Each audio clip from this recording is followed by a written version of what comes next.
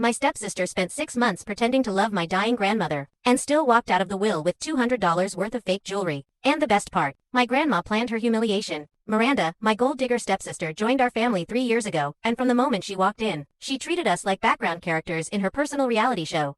She banned me from talking about my dead mother, threw tantrums over gifts that weren't expensive enough, and managed to get herself banned from my uncle's house within 2 dinners.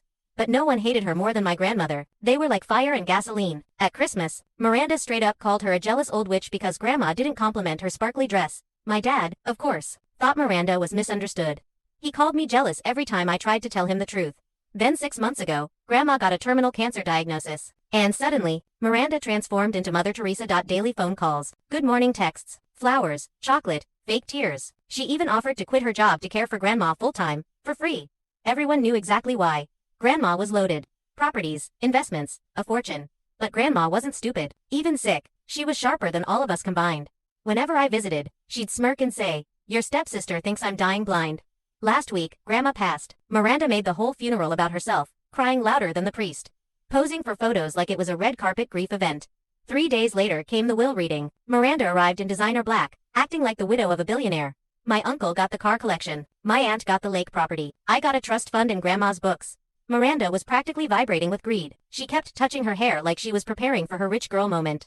Then the lawyer said her name. The room went dead silent. He read, to Miranda, who pretended to care for a dying woman for half a year, I leave my entire collection of 1970s costume jewelry, valued at approximately $200. May she finally buy the cheap rings she cries about. Miranda's jaw dropped so hard it almost broke. Her face went red, then purple.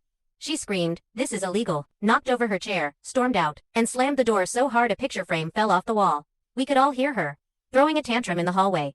The lawyer calmly closed the folder and said, Mrs. Josephine predicted she'd react like this. She specifically requested I read every word. My dad just sat there, silent, finally seeing the woman he married for who she really was. Some people fool everyone, until the truth reads itself, out loud. Follow Solemnity, where karma always gets the final line.